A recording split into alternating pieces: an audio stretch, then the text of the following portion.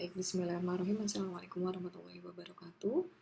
Eh, Baik, Bapak Ibu, ini pertemuan kelima ya, atau materi yang kelima terkait dengan penyajian data. Jadi penyajian data ini bagian dari materi pada mata kuliah biostatistik. Jadi penyajian data ini banyak digunakan, apalagi Bapak Ibu misalkan bekerja di diklat gitu ya, ataupun di bagian atau bidang kesehatan yang lainnya, misalkan di program kesehatan. Jadi ini juga penting atau bisa salah satu menjadi media gitu ya Bapak Ibu dalam menyampaikan informasi ya, itu terkait dengan penyajian data. Saya yakin Bapak Ibu punya data di masing-masing rumah sakit maupun di tempat kerjanya, sehingga ketika Bapak Ibu olah dengan baik, kemudian disajikan dengan baik, ini akan bisa berdampak pemberian informasi, sehingga yang informasi bisa bisa uh, uh, terinformasikan dengan baik, sehingga kita ataupun orang awam ataupun sesama tenaga kesehatan itu bisa tahu gitu ya. Kemudian ini sedikit terkait dengan konsep statistik. Jadi kalau kita ngomongin statistik ya, materi-materi sebelumnya ya ada proses namanya pengumpulan data. Ya, jadi sebelum data itu kita sajikan, berarti data itu ada proses pengambilan atau pengumpulan data gitu ya. Kemarin juga sudah disinggung pada saat di metodologi bagaimana proses pengumpulannya, kemudian pengumpulan data itu apa dulu yang harus dilakukan. Jadi ketika kita sudah mengumpulkan data, maka tahap selanjutnya adalah ada proses pengolahan. Setelah pengolahan, tahap analisis, kemudian data itu akan kita sajikan gitu ya.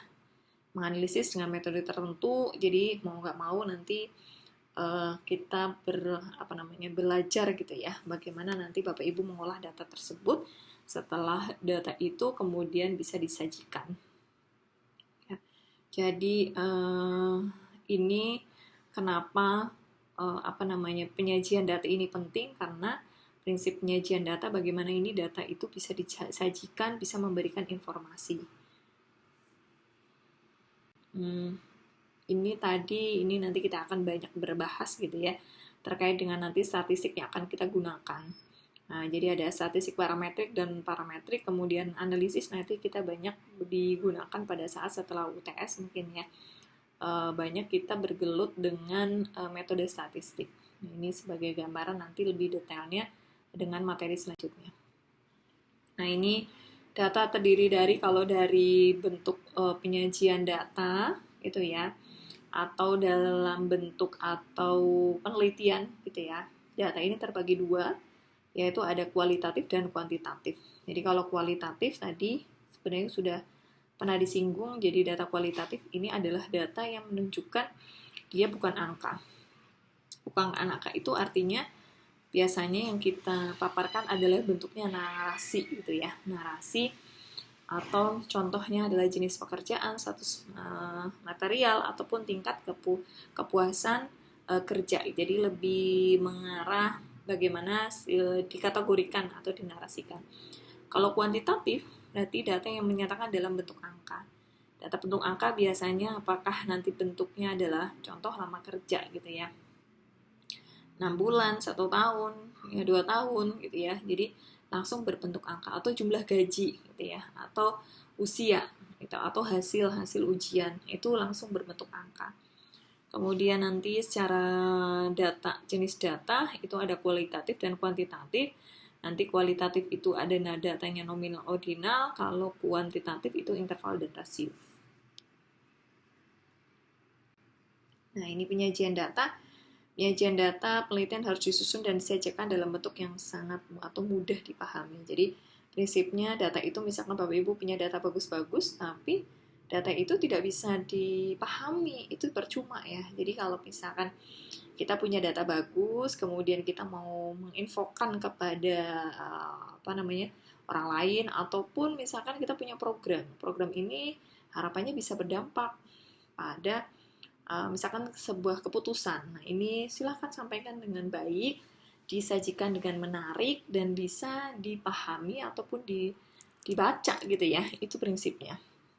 Jadi mudah dipahami. Penyusunan dan penyajian data penting untuk memudahkan analisis atau pembaca data hasil penelitian. Jadi kalau saya tadi punya laporan, kemudian saya sudah susun, disajikan dengan baik, sehingga akan dipahami. Nah, artinya kalau sudah dipahami, informasinya nyampe gitu ya. Gitu. Jadi menarik perhatian sehingga ini menjadi sebuah informasi yang penting gitu ya. Kayak penyajian data bisa menggunakan ada tabel frekuensi maupun grafik. Nanti kita akan bahas satu-satu bagaimana jenis-jenis penyajian data. Ini tadi penyajian data itu adalah proses visualisasi atau pengorganisasian data agar lebih mudah dipahami dan diinterpretasi oleh orang lain. Jadi kata kuncinya adalah dipahami. Tujuannya apa sih penyajian data? Ini dapat komunikatif dan lengkap gitu ya. Yang disajikan dapat menarik perhatian pihak lain dan mudah membaca dan mudah dipahami. Menarik perhatian sih Bu, tapi nggak bisa dibaca, yaitu percuma gitu ya. Atau misalkan sebaliknya, udah dibaca tapi tidak menarik gitu ya, itu juga menjadi bisa pemahaman atau bisa memberikan ya dampak gitu ya pada yang membaca gitu ya. Oke, kemudian itu tujuannya.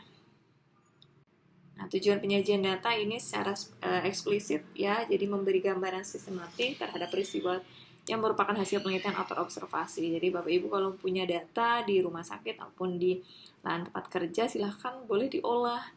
Nah, kemudian dari pengolahan tersebut, silahkan disajikan dengan baik gitu ya. Kemudian apakah siapa nih sasaran untuk yang membaca?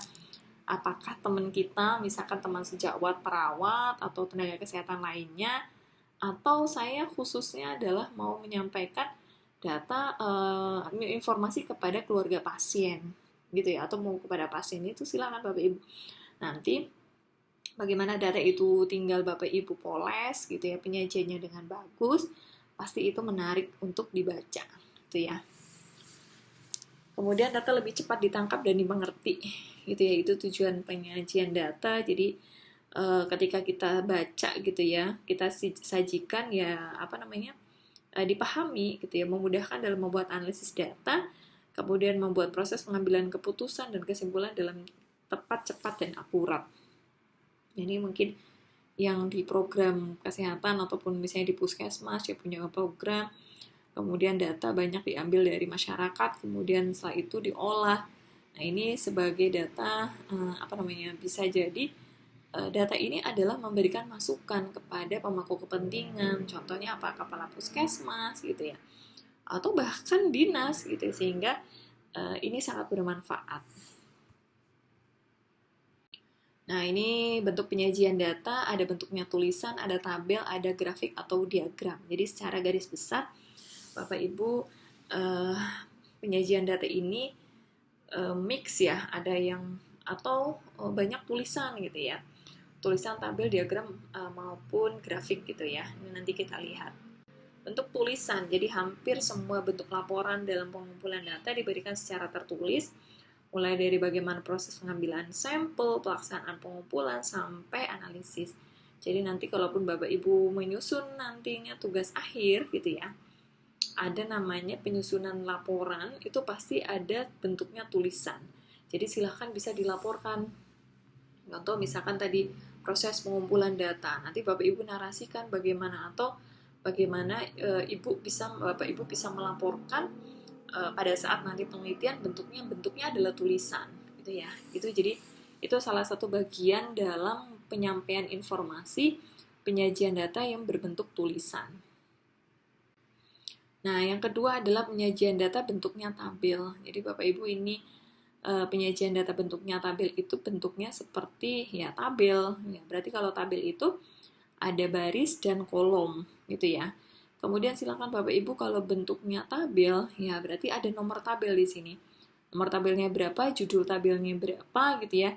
Data N, misalkan saya punya ada 100 yang saya mau jabarkan di sini, berarti N sama dengan 100. Kemudian silakan Bapak Ibu tempelkan sumbernya. Misalkan titik 2, sumbernya adalah data primer. Artinya data primer ini adalah data yang diambil langsung dari responden.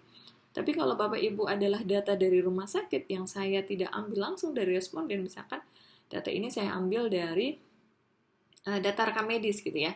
Jadi Bapak Ibu tuliskan di sini data sekunder seperti itu. Jadi itu bentuknya tabel.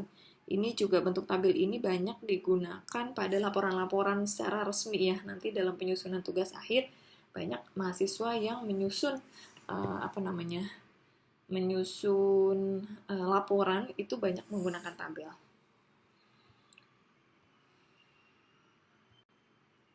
Ini macam-macam tabel, ada master tabel, ada teks tabel gitu ya. Nah ini agar sajian tabel yang baik itu ada judul tabel, ada nomor tabel, ada keterangannya, ada sumbernya. Tadi yang kekurangannya adalah keterangan gitu ya. Itu bisa diberikan keterangan.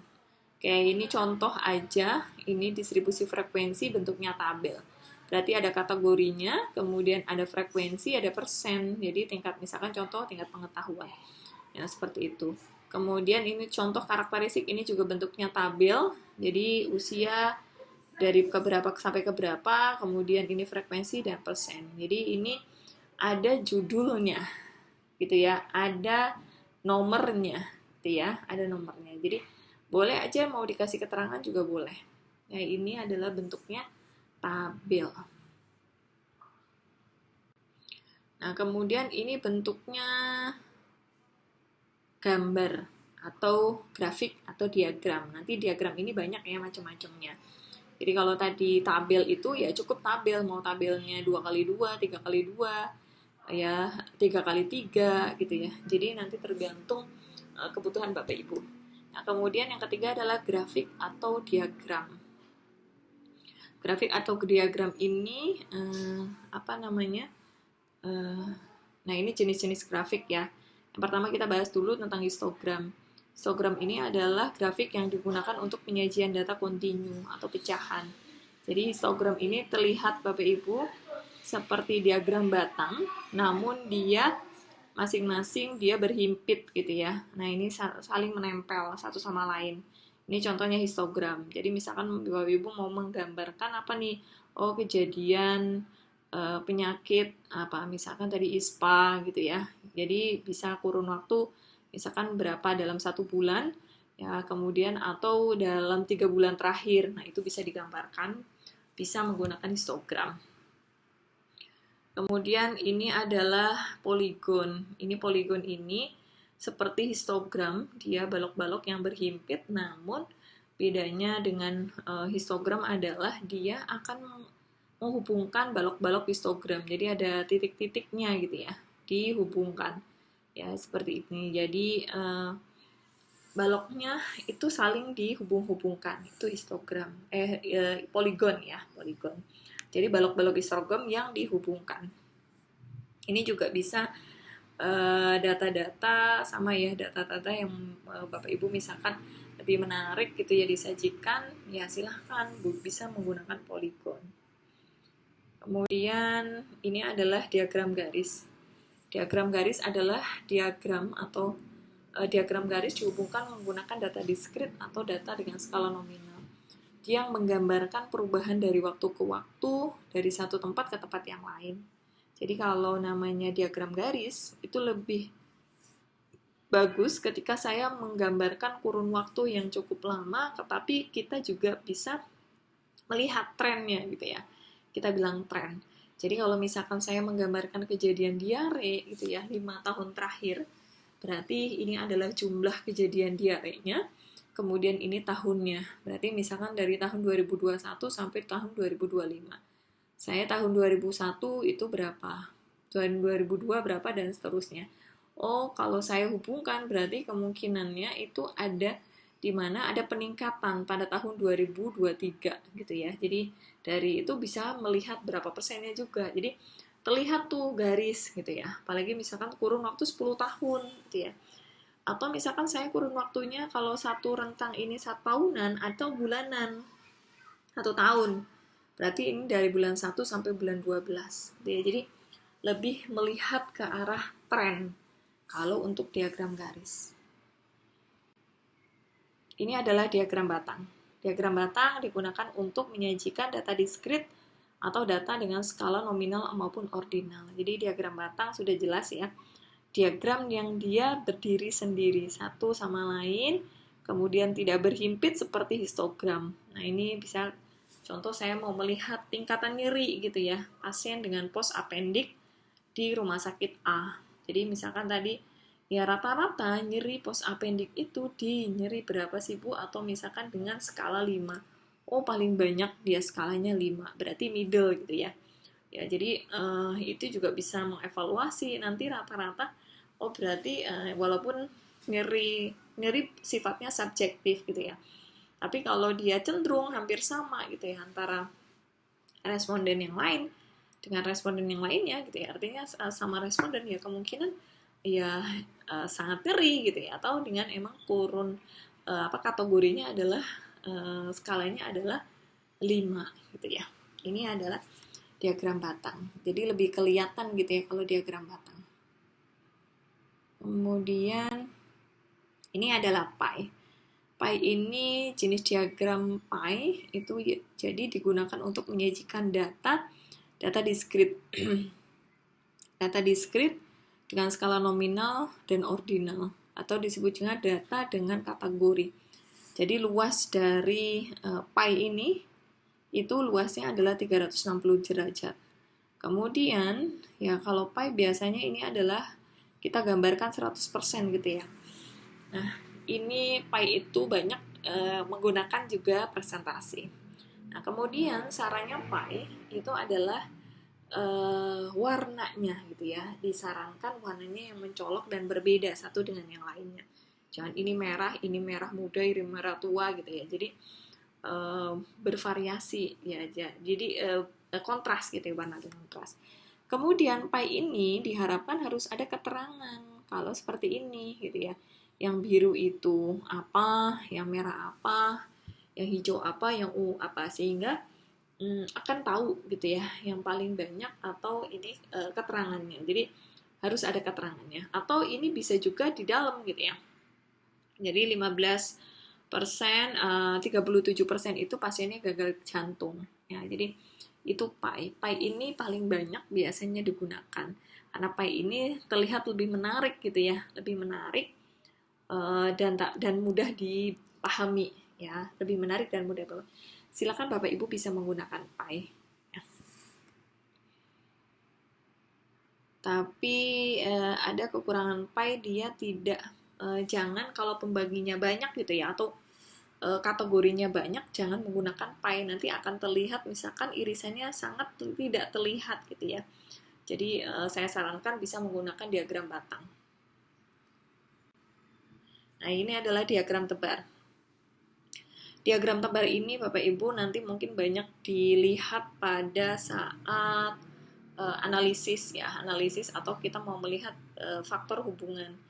Jadi diagram tebar ini diagram yang digunakan untuk menggambarkan hubungan dua variabel data kontinu gitu ya, data yang menghubungkan antara variabel X dan variabel Y. Jadi data ini kita mau melihat hubungannya bagaimana gitu visual dalam gambarnya. Jadi ini seperti ya titik-titik gitu ya, tapi ini menghubungkan sumbu koordinat X dan Y. Ini diagram tebar. Nah, kemudian selanjutnya adalah piktogram. Piktogram ini adalah diagram yang digambarkan sesuai dengan objeknya, gitu ya. Jadi ini juga menarik sebenarnya, bisa digambarkan gitu ya piktogram ini. Jadi misalkan saya menggambarkan jumlah dari responden atau tingkat pendidikannya, gitu ya. Ini ada TK, SD, SMP, dan SMA. Kemudian piktogram ini adalah visual dari gambarnya. Kalau saya mau menggambarkan jumlah orang, berarti saya visualnya adalah orang. Jadi kalau SMA gitu ya, ini 1, 2, 3, 4, 5, 6. Jadi 6 dikali 2, 1200. Artinya bukan terdiri dari 6 orang, tapi satu orang ini lihat keterangannya mewakili dari 200 orang. Gitu ya. Jadi lebih simple, tapi ingat dilihat lagi, oh iya ada keterangannya, satu orang menunjukkan 200 orang gitu ya. Kemudian ada juga yang tandanya setengah begini. Nah, ini menunjukkan apa? Menunjukkan 100 orang gitu ya. Kemudian tapi kalau dibagi 4 nggak ada gitu ya, jadi 50 tidak. Jadi seperti ini, yang setengah itu menunjukkan 100 orang. Nah, kemudian piktogram ini dilihat lagi simbol-simbol yang familiar. Jadi kalau misalkan karena ini menggunakan simbol atau gambar dari objeknya, maka hati-hati penggunaannya. Jadi kalau misalkan mau saya menggunakan simbol yang familiar gitu ya, jangan yang tidak familiar. Saya suka-suka saya, misalkan Bu, pakai simbolnya apa, tapi simbol yang bisa diakui atau sudah umum gitu ya. Contoh ini bentuknya hati. Bentuknya hati ini menunjukkan adalah penderita jantung. Jadi ini juga sudah umum gitu ya. Ini penderita jantung. Jadi misalkan penderita jantung pada tahun 2024 ini ada 20 orang. Kok bukan 2, Bu? Karena satu hati itu menunjukkan 10 orang atau 10 penderita. Jadi lebih menarik sih sebenarnya, tapi jelas harus ada keterangannya gitu ya.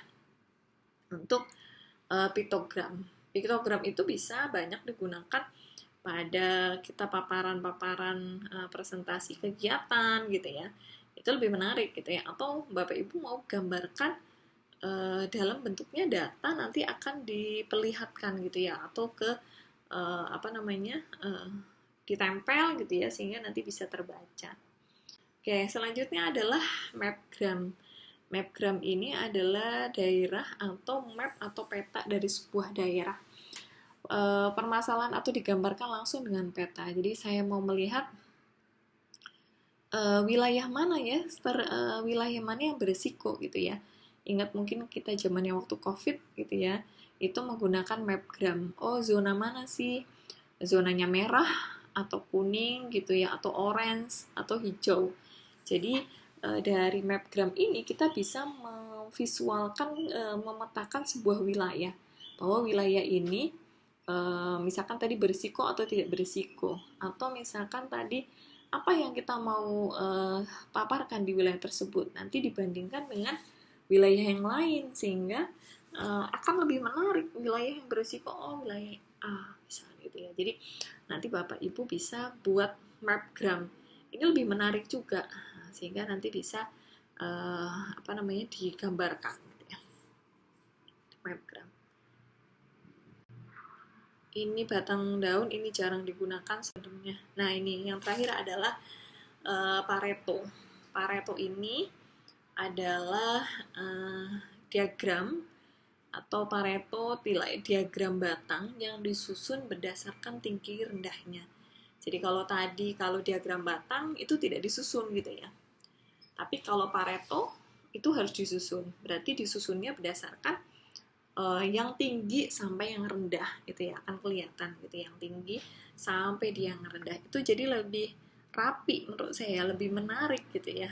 Nah, silahkan bisa digambarkan atau bisa disajikan data-data yang Bapak Ibu punya dengan memilih gitu ya jenis penyajian data, apakah dengan menggunakan tulisan atau diagram gitu ya, atau tabel maupun diagram, atau tiga-tiganya bisa saya buat Bu dalam satu laporan. Itu sangat bisa, tergantung nanti Bapak Ibu membuatnya. Dan prinsipnya dalam penyajian data itu adalah mudah dipahami, mudah dibaca, menarik gitu ya, mudah dipahami.